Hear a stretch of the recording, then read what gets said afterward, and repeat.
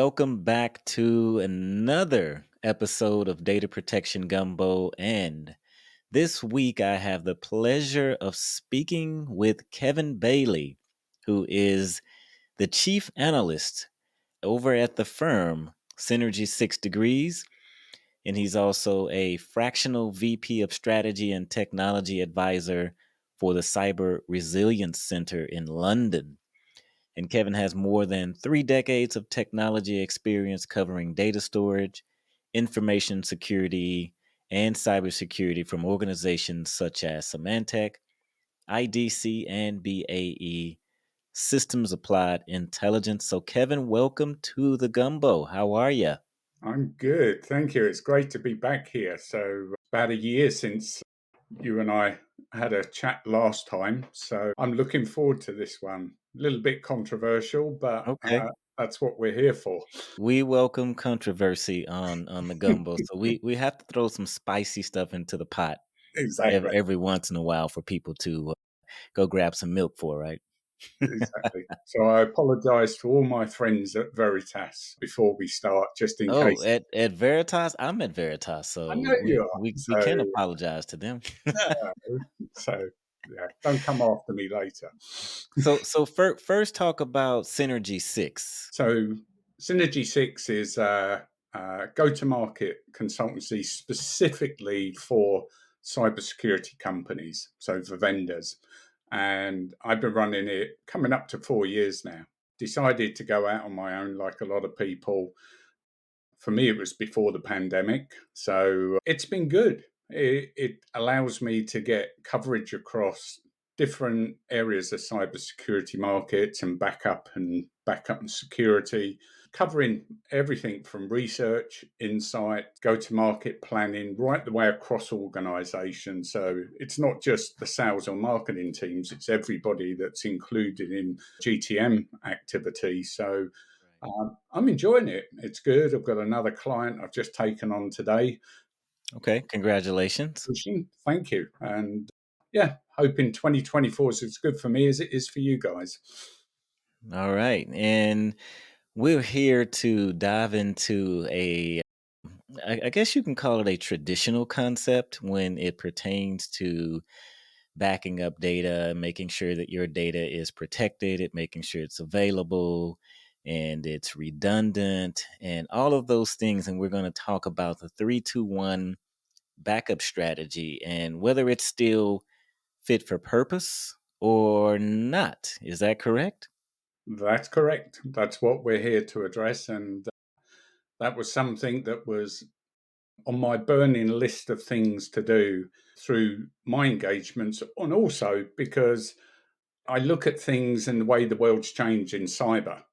And cyber, by the way, is whether it's security or data protection and how things have evolved. So, yeah, I challenge those sort of areas and I want to look in. And I created a report specifically around the 3-2-1 backup policy.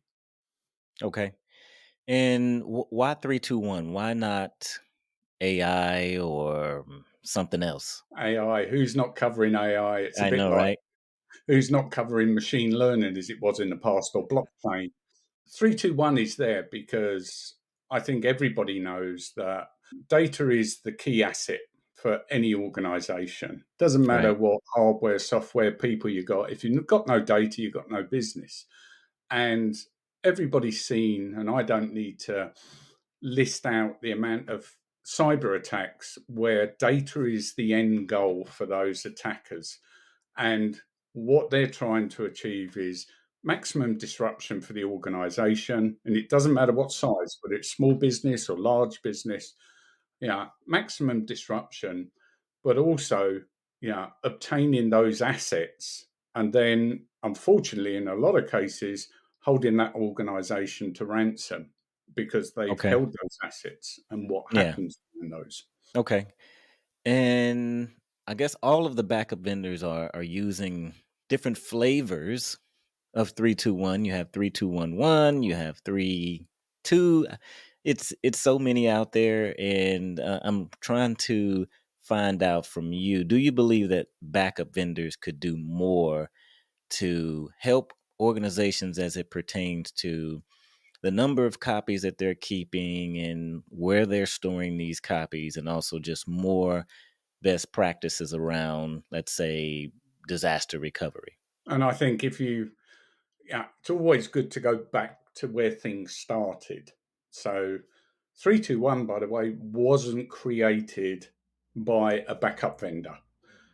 It was created by a photographer, you know, Yeah, I and remember it's, that. it's like 18, 19 years ago. This guy, Peter Crow, introduced it because he wanted to take photographs but didn't want to lose the originals. And we all know about, you know, people's privacy around photographs they take.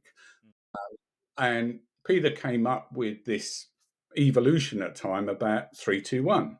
In other words, I have my original and I want to create copies of it so that if I lose the original, I've got the other stuff back. And at the time, it was great. And even myself, as a many, many years ago, as an operator, having iterations and versions of 321 for disaster recovery processes, that's what you needed.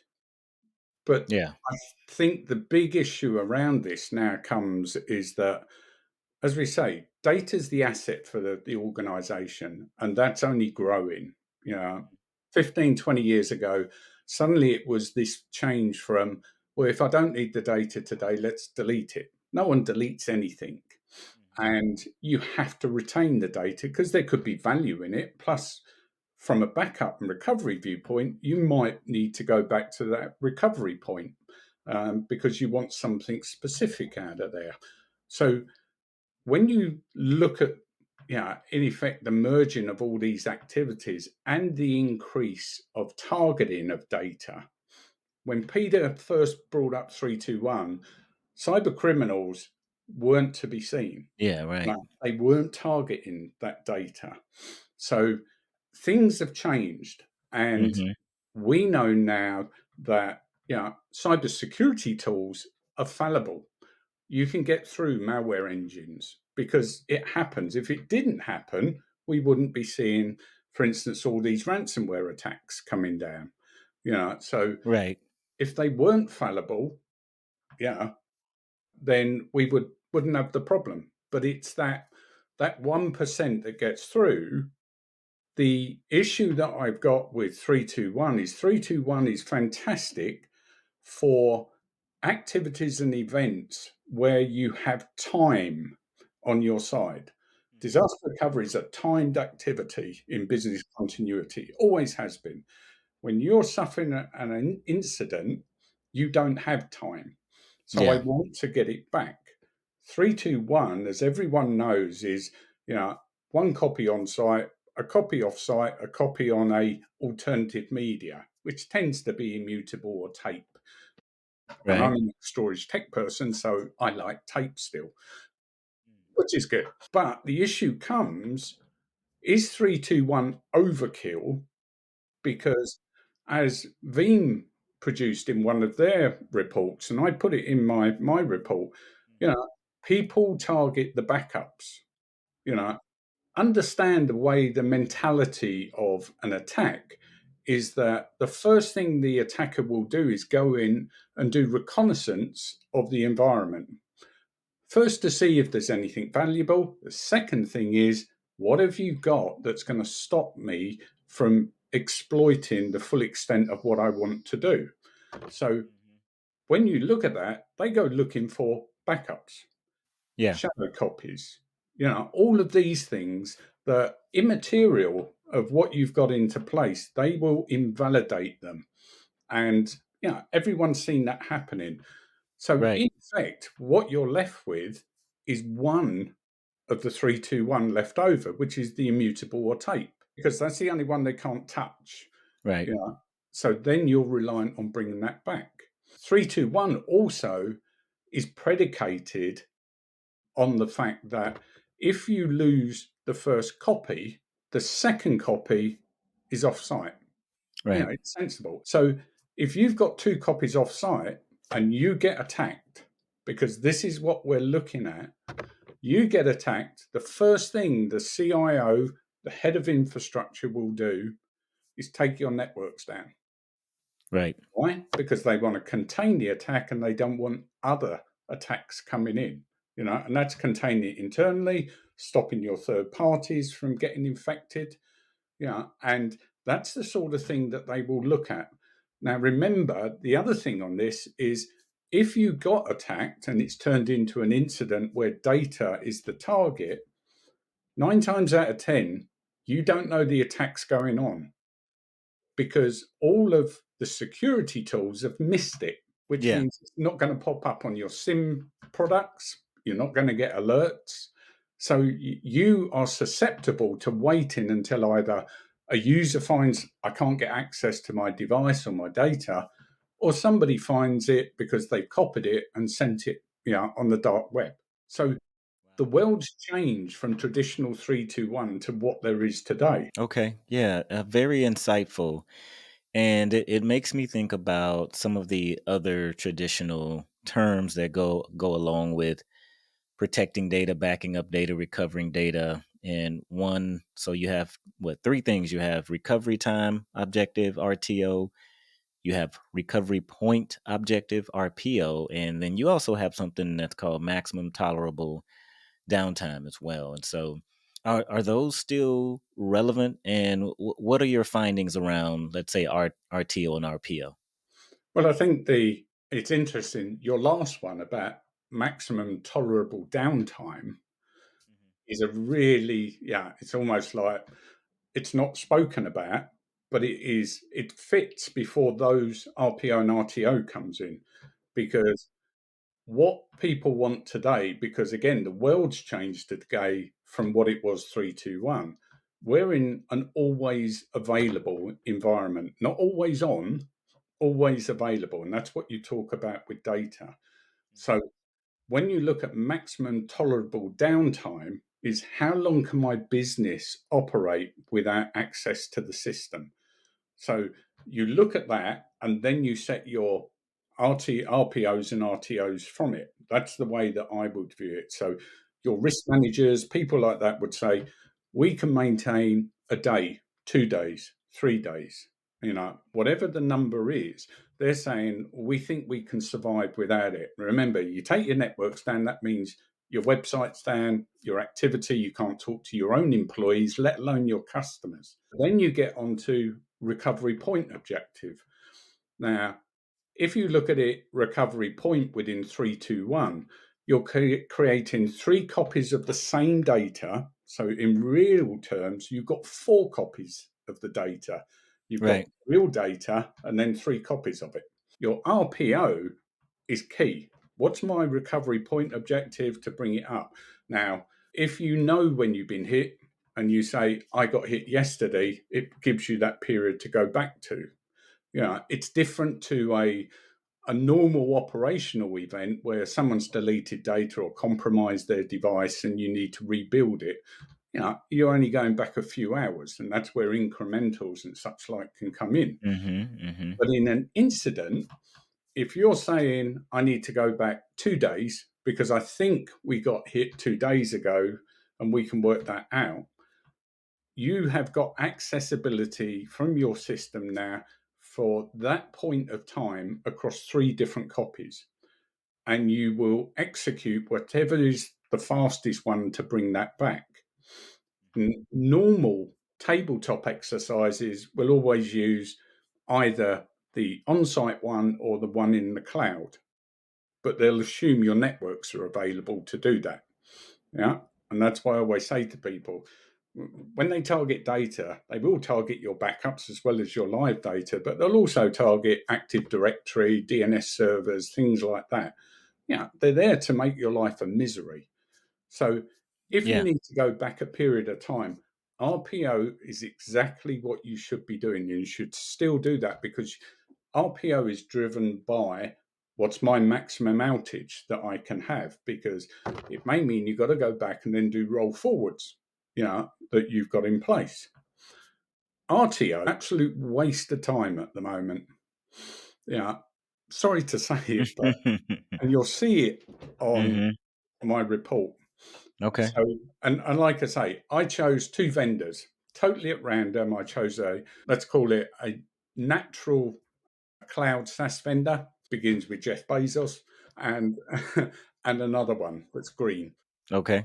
The only reason I chose those two, it was just I sat and thought, right, both of them provide in this market. One of them is a leader in this market, and they outwardly talk about incidents where backup recovery is required. They're anti-ransomware, stuff like this. Right. That's great. But when you buy a backup product, I'd love to know how many times the organization that's buying it has been asked by the vendor, what's your bandwidth that you've got? Okay. Yeah. So on site, not a problem.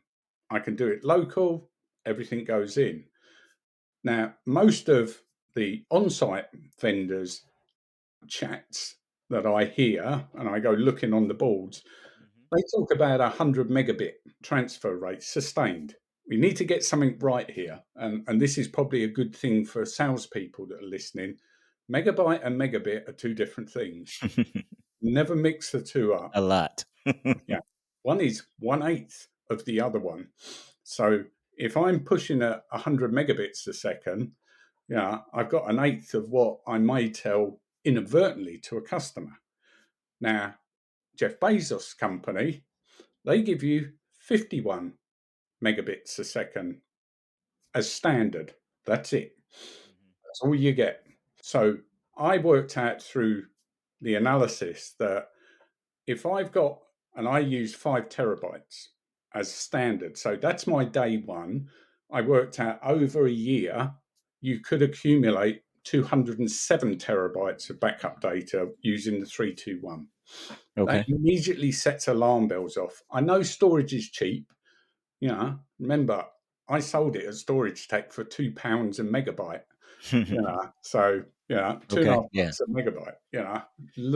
Every salesman would love that today, but it's not that. It's cheap, but you've got to manage it.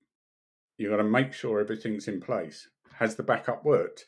Is it recoverable? All of these sort of things. So with recovery time, I achieved with a 100 megabit system to get 200 gigabytes of my data back in 5 hours through a 100 megabit bandwidth. With the Jeff Bezos version, I obviously got half of that because it's half the bandwidth. Now, Mhm. this is the issue with recovery time. I want my data back because you told me it's instant recovery, but you didn't put in the clause, not if I don't have access to the data or my primary has been deleted. That's the thing that people ask me today, and I'm Mhm. writing a report about it at the moment specifically for it. So if I want to get the 100 megabit a second to give me my data back in 5 hours, I need to put a 2 gigabit a second network in. Yeah. But remember one thing, if I'm on attack and my IT network admin has opened up a channel for me to move data, I'm not the only one on that bandwidth. Right. There's other people moving stuff. So I'm assuming you get the 2 gigabit, and I can probably get you the data back in about 5.5 hours sustained, assuming you're going to a single device. Let's just say that for ease. And by the way, this doesn't, anything include different application types, different type of NAS devices, Yeah. or even immutable. Yeah, for me to do the on-site version, I worked out it will cost me about $26,000 for 100 devices, 5 tera moving that data. If I've got to up it to a 2 gigabit system to do that, it suddenly turns into about $130,000. Yeah, Yeah. not Dropping the bucket. immutable still. Yeah, Okay. Yeah. yeah. I went off and looked at immutable from those, and everyone proclaims they cover it, Mhm. but it's their chosen supplier. I went off and looked at Wasabi. Wasabi will give me my immutable storage for about $5,000 a year. You Mhm. know, nice and cheap. Mhm. Now, if I go to Jeff's company Mhm. and try and get a recovery time objective where I want to move it at across the bandwidth and meet that 5 hour time window, I would need to add the equivalent that I said for the first one to get up to a 2 gigabit. But the difference is with AWS, as it is, they charge me $6 a month per 1 megabit a second that I've got to buy up front. So to do that, I need 39 times what is in place. So Wow. when Yeah. AWS started, and I calculated, it was about $10,500 to do my 100 devices, 5 terabyte. I thought that's not bad. That's what cloud should give me. Yeah. But what it ended up with is $193,000 to move that data back. And that's why the recovery time, unless you've got a bolstered infrastructure in place, you're not going to get the data back. Backing it up is not that much of a problem because you pick a window. Yes, the data's growing, you need better efficiencies and stuff. And I Mm-hmm. know Mm-hmm. providers do all the good things. They make sure they're only backing up the right data. They make sure they clean it so there's no malware. All Yeah. of those things are great. But what you've not done, and I talk about it from a backup recovery vendor's viewpoint, you've not closed the gap between the security tools have been evaded and I need to do a recovery. There is a gap in the middle that says, as a cyber actor, I've got full carte blanche to go in there and abuse your data. Something needs to come in to look after active data and protect that, not after the fact. Because when anyone says I'm anti ransomware, and yeah, I hear that from all the backup recovery vendors, you're not.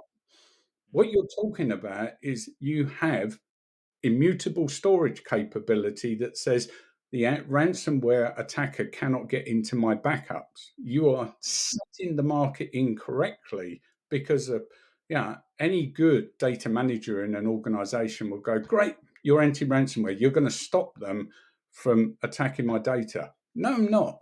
Yeah. And Kevin, let's begin to wrap up here. Yeah, Maybe a final question: if someone doesn't have an opportunity to read your report, maybe they can't afford it, or I don't know what the case may be.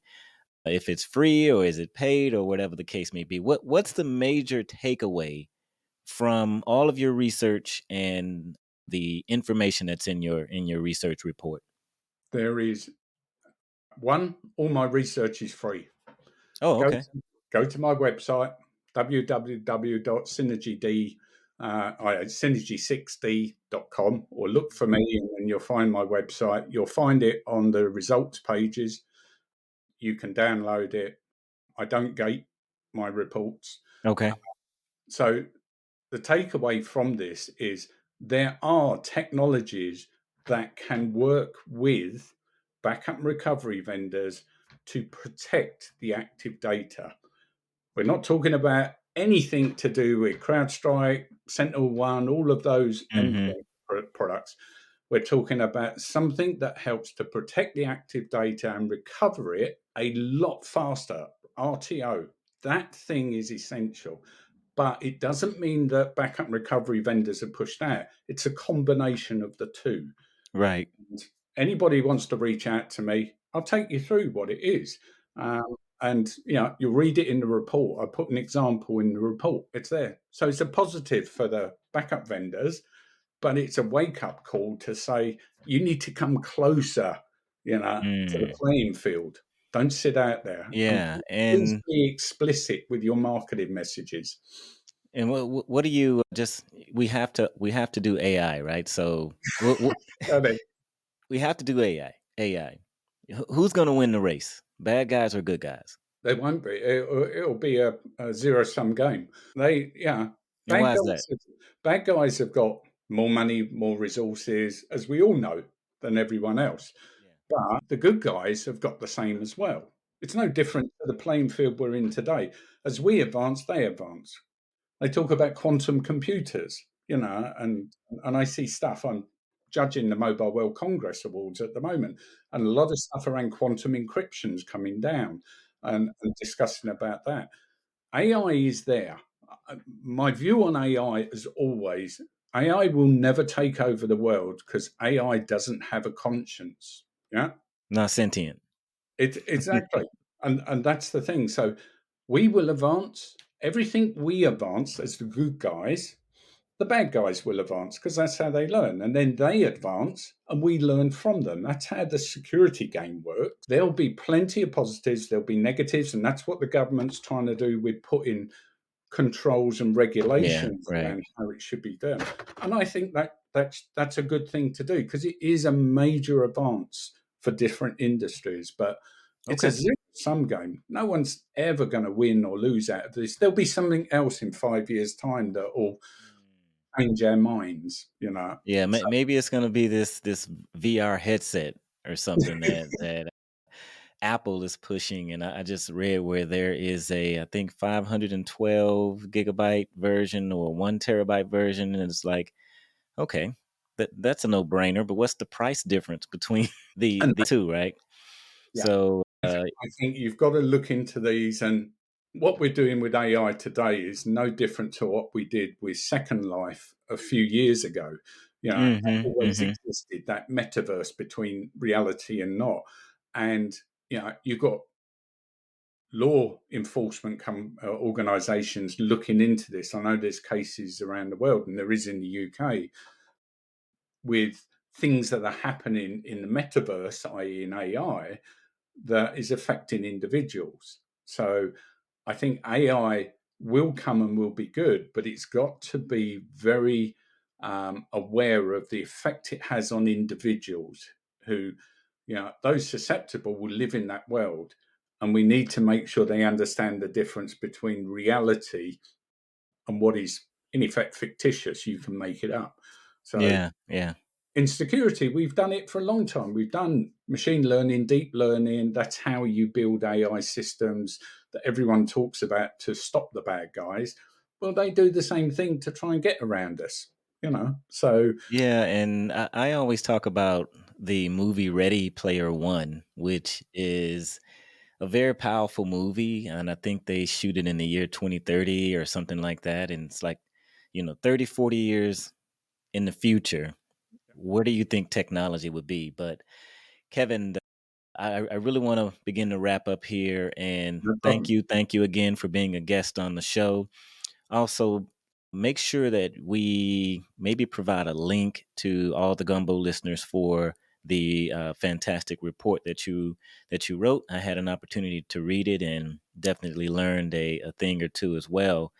And also, I want to let everyone know about the backup and recovery professionals group that we run on LinkedIn. There's over 22 or 23,000 Mm, like-minded professional cybersecurity, storage, backup recovery. The list goes on. So be sure to join the group as well, and also check the podcast out on all of your major channels. We are on YouTube as well. So Kevin, thank you again for being a guest on Data Protection Gumbo. pleasure. Thank you very much indeed, Demetrius. And goodbye to all my friends out there, and enjoy the report. It's a good read.